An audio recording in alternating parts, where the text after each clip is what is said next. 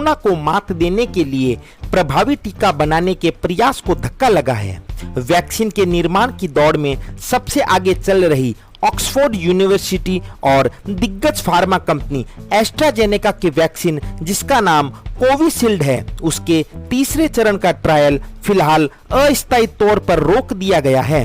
बताया जा रहा है कि ट्रायल में हिस्सा ले रहे एक ब्रिटिश वॉलंटियर के गंभीर रूप से बीमार पड़ने के कारण यह कदम उठाया गया। फिलहाल यह समझ नहीं आ रहा है कि यह वैक्सीन का साइड इफेक्ट है या कुछ और। कंपनी ट्रायल रोककर बीमारी की वजह का पता लगाना चाहती है, इसीलिए अमेरिका, ब्रिटेन, ब्राजील और दक्षिण अफ्रीका में ट्रायल रोका गया है, जहां से करीब 30,000 वॉलंटियर जुड़े हैं।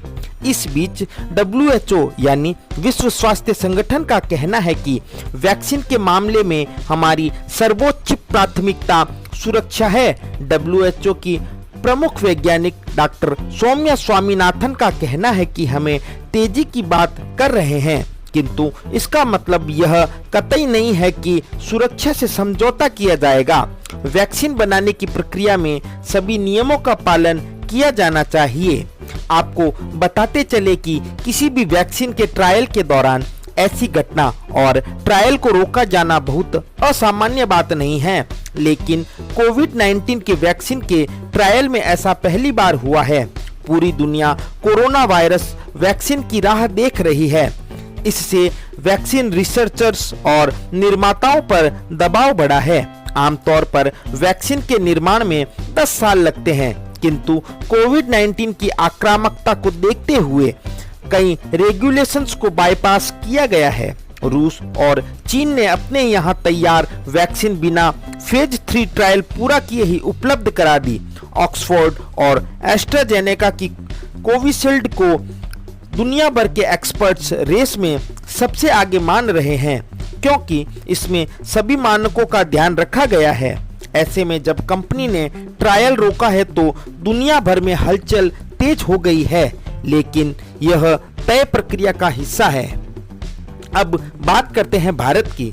जैसा कि आपको पता ही है कि भारत में भारतीय दवा company serum institute of India ने एस्ट्राजेनेका के साथ कोविड-19 टीके की 1 अरब डोज बनाने की डील कर रखी है और भारतीय कंपनी एस्ट्राजेनेका के संभावित टीके का भारत में अलग अलग 17 जगह क्लिनिकल ट्रायल कर रही है। Drug controller general of India अर्थात DCGI ने पिछले महीने ही पुणे की इस फार्मा कंपनी को इस टीके का भारत में दूसरे और तीसरे चरण का परीक्षण करने की अनुमति दी थी।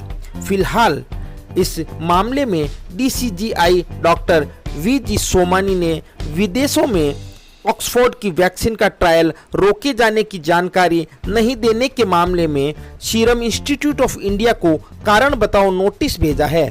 इसमें पूछा गया है कि सुरक्षा कारणों को देखते हुए फिलहाल परीक्षण रोक क्यों नहीं दिया जाना चाहिए।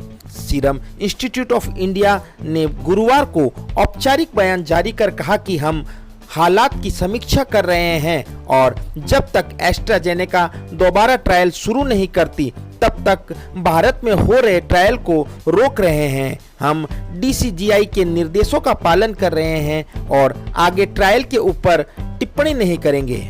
तो फ्रेंड्स, यह थी अपडेट कोरोना वैक्सीन को लेकर पूरे विश्व और भारत में।